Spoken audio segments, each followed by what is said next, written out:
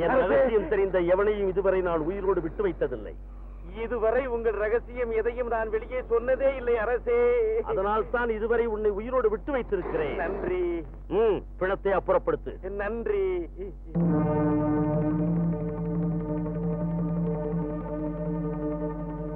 ஆஹா, யாரது? பாஜி ராஜமாதாவா? இளவரசனை சீராட்டி தாராட்டி வளர்த்த தாயல்லவா? டேய், கனிவோடு கவனித்துக் கொள்ளுங்கள். இளவரசனுக்கு அறுசுவை உணவு ஊட்டி வளர்த்தாயா? டேய், இவள் பசிக்கு ஒரு கவளம் சோறு கூட. எப்படி? இன்று இரவே உன் மகனை கொல்வதற்கு எல்லா வகை நாகங்களையும் கொண்டு வந்திருக்கிறேன். உன் மகன் பாம்பு கடித்து சாகப் போகிறாள்.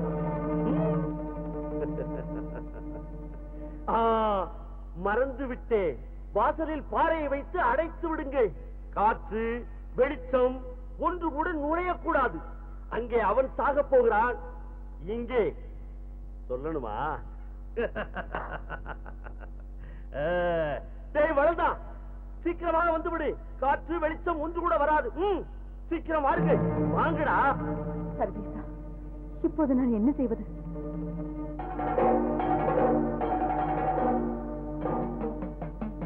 தாயே, தாங்கள் யார் என்பதை மறந்து விட்டீர்களா? ஆங்கார ரூபணியான தாங்கள் இந்த அநீதிகளை கண்ட பிறகும் அடங்கி வாழப் போகிறீர்களா? தாங்கள் ஆணையிட்டால் போதும், அஷ்ட பர்வதங்களும் தகரும், சப்த சமுத்திரங்களும் வரலும், அண்ட பகிரண்டங்களும் துண்டு துண்டாக சிதறும். பராசக்தி, அன்னபூர்ணியான தங்களை பார்த்து உண்ண உணவில்லை என்று ஒரு மானிடன் சொல்வதா? உத்தரவிடுங்கள். அவன் தத்தையை புசித்து என் பசியை ஆற்றிக் கொள்கிறேன். பாலாபிஷேகம் ஏற்கும் பார்வதிக்கு தாகத்துக்கு எதுவும் இல்லை என்றானே, படியவன் உதயத்தை குளித்தாதான் என் தாகம் தனியும். நாராயண நாராயண. பாரும் நாரதரே, எங்கு வந்தேன்? ஐயே, என்ன இது? தியாகத்தின் உருவமாக தாயை தரிசிக்கலாம் என்று வந்தால் துர்கா தேவியும் காளி மாதாவும் உக்ரத்தோடு காட்சி தருகிறார்களே. இதனால் ஏற்படும் விளைவு எனக்கேன் வம்பு? நான் வருகிறேன். நாராயண. நாரதரே, என்ன விளைவு? சொல்லிவிட்டு செல்லும். நாராயண, மாரண சக்தியோடு வாழ்ந்து காட்டுகிறேன் என்று வந்த அம்பிகை நிபந்தனையை மீறி நடந்தால் உலகம் பழிக்காதா? பொறுமையின் வடிவம்தான் தாய் என்ற வார்த்தை பொய்த்து போகாதா? இத்தனைக்கும் மேலாக தேவியை கண்டு ஈசன் பரிகசிக்க மாட்டாரா? இருக்கட்டுமே, அம்பிகைக்கு வந்த அவமானம் அர்த்தநாரியான அவருக்கு மட்டும் கிடையாதா? உண்டு உண்டு. ஆனால் நான்முகனும் திருமாலும் சேர்ந்து பரமேஸ்வரனையே பரிகாசம் செய்வார்களே. என்ன, இதனால் ஈசனுக்கு இழிவு நேருமா? எப்படி? லக்ஷ்மி தேவியும் சரஸ்வதி தேவியும் நிபந்தனைக்கு ஒரு சிறிதும் ஊற நேராமல் நடந்து தாய் குலத்தின் பெருமையை நிலைநாட்டி விட்டார்கள். அன்னை மட்டும் அதை மீறினால் சர்வேஸ்வரனுக்கு தானே அந்த அவமானம். உண்மைதான். எனக்கு என்ன நேர்ந்தாலும் பாதகம் இல்லை. என் சுவாமிக்கு என்னால் எந்த களங்கமும் ஏற்படக்கூடாது. தாயே, தங்கள் விரதத்தை புரிந்து கொள்ளாமல் தங்கள் மனதை சஞ்சலப்படுத்தி விட்டோம். எங்களை மன்னித்து விடுங்கள். நாராயண நாராயண. எப்படியும் என் மகனை காப்பாற்ற வேண்டும். இப்பொழுது என்ன செய்வது? அரண்மனை சிறைச்சாலை என்றால் அவசியம் ஒரு சுரங்கப்பாதை இருக்க வேண்டுமே.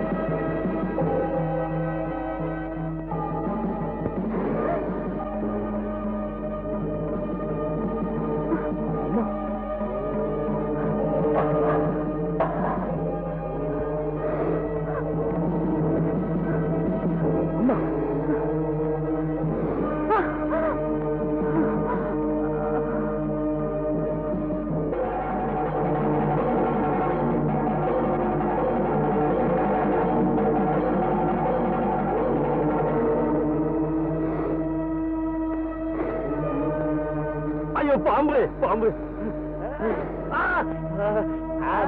கெடுவான் கேடு நினைப்பான்,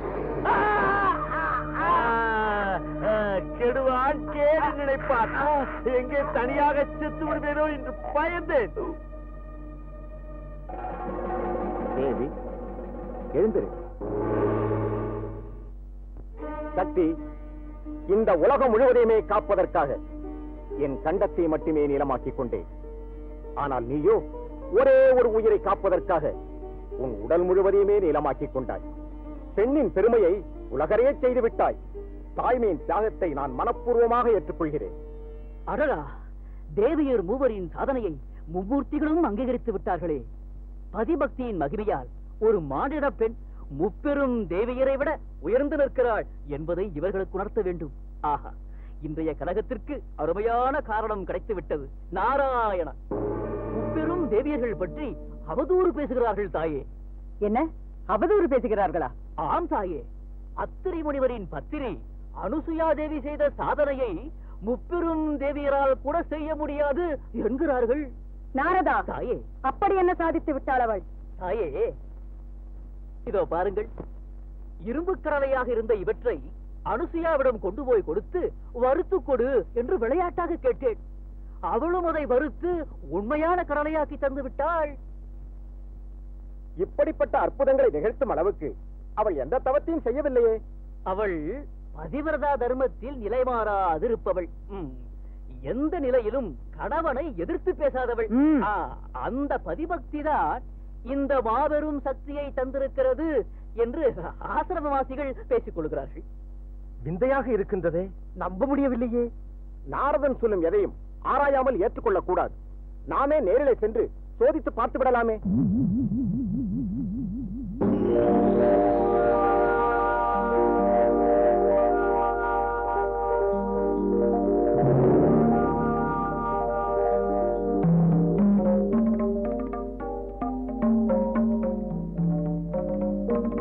பவதி பிக்ஷாம் தேஹி, பவதி பிக்ஷாம் தேஹி. வாருங்கள் தவசீலர்களே, அறுசுவை உணவு தயாரித்து அதிதி போஜனம் செய்ய யாரும் வரவில்லையே என்று காத்துக் கொண்டிருந்தேன். மும்மூர்த்திகளே பூமிக்கு வந்தது போல் நீங்கள் மூவரும் இங்கு வந்திருக்கிறீர்கள். உள்ளே வாருங்கள் சுவாமிகளே, வாருங்கள் வாருங்கள் வாருங்கள்.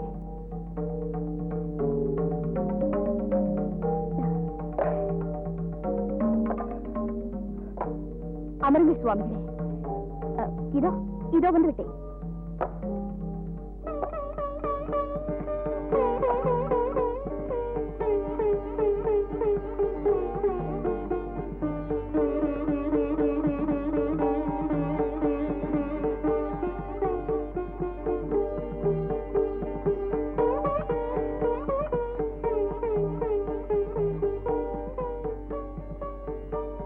சற்று பொறு. நாங்கள் முற்றும் துறந்த முனிவர்கள், பற்று நீங்கி வாழ்பவர்கள். அதற்கு உற்ற முறையில் நீ உணவு படைக்க வேண்டும். என்ன வேண்டும் என்று சொல்லுங்கள். எப்படி வேண்டும் என்று கேள். நாங்கள் 6 பகைகளை வென்று 5 புலன்களை அடக்கி 4 கரணங்களை நிறுத்தி 3 தீட்சைகளை பெற்றவர்கள். சமய தீட்சை, விசேட தீட்சைகளுக்கு பிறகு சந்நியாசிகள் பெறும் 3வது தீட்சை என்னவென்று தெரியுமல்லவா? அது அது ஏன் தயங்குகிறாய்? நிலையற்ற பந்தங்களை நீக்கி நிர்மலமாக இருக்கச் செய்வதால் அதற்கு நிர்வாண தீட்சை என்று பெயர். அப்படி தீட்சை பெற்ற எங்களுக்கு அதே முறையில் வந்து நீ அமுது படைக்க வேண்டும். இன்னுமா புரியவில்லை? நிர்வாண தீட்சை பெற்ற எங்களுக்கு நீயும் நிர்வாணமாக வந்து எங்களுக்கு பிட்சை போட வேண்டும் என்பது எங்கள் நிபந்தனை.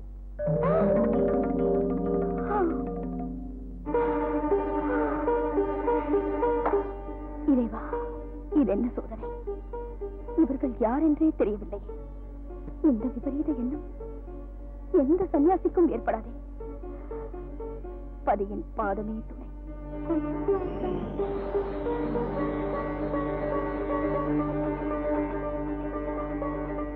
மும்மூர்த்திகளா?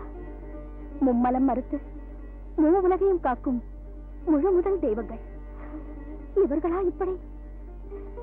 இல்லை, என்னை சோதிப்பதற்காக வந்திருக்கிறார்கள்.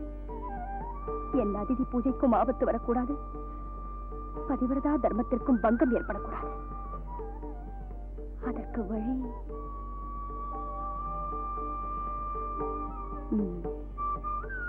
அதுதான் சரி.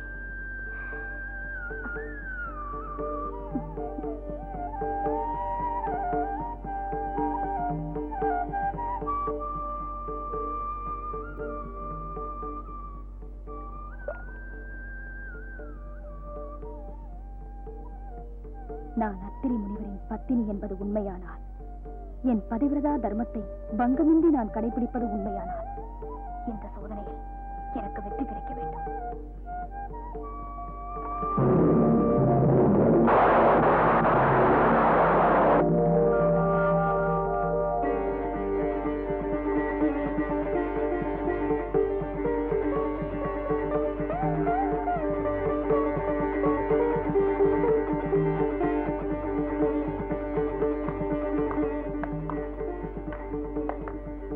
அனுசுயா, இதோ வந்துவிட்டேன் சுவாமி.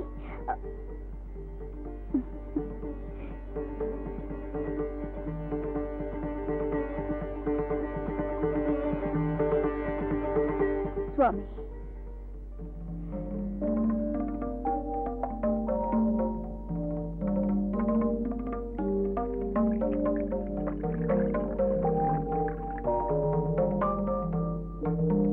பதியின் பாதமே துணை.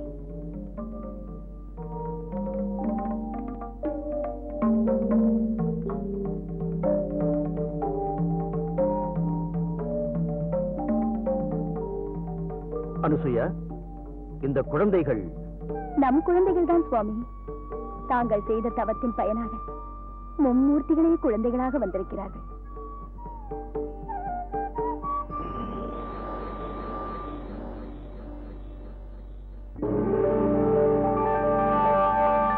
நாராயண நாராயண, தேவியர் மூவரும் யாரையோ தேடுவது போல் தெரிகிறதே. செய்வதையெல்லாம் செய்துவிட்டு ஒன்றும் தெரியாது போல் பேசுகிறாயா? நாரதா, நீ என்ன செய்தாலும் நன்மைக்குத்தான் செய்வாய் என்பது புரியாமல் இவர்கள் ஏதேதோ பேசுகிறார்கள். உங்களுக்கு தான் தாயே என் பெருமை புரியும். ஆமாம் ஆமாம் என்ன இருந்தாலும் என் அன்னை அல்லவா? ஆமாம் நாரதா, ஆமாம். திரிகால ஞானியான உன்னை கேட்பதை விட்டுவிட்டு நாங்கள் மூவரும் எங்கெங்கோ தேடுகிறோமே. யாரை தேடுகிறீர்கள்? மும்மூர்த்திகளைத்தான். நாராயண, அனசூய ஆசிரமத்துக்கு சென்றவர்கள் திரும்பவே இல்லை. அடடா, உங்களுக்கு விஷயமே தெரியாதா? மும்மூர்த்திகளும் இப்போதுதானே குழந்தைகளாக மாறி இருக்கிறார்கள்.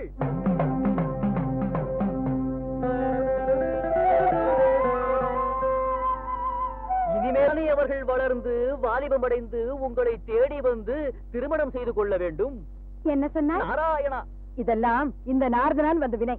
பொறுங்கள் தேவி, மும்மூர்த்திகள் அவசரப்பட்டு ஏதோ வம்பில் மாட்டிக் கொண்டிருக்கிறார்கள். இதற்கு நாம் தான் நிதானமாக ஒரு வழி கண்டுபிடிக்க வேண்டும். புறப்படுங்கள். நாராயண நாராயண.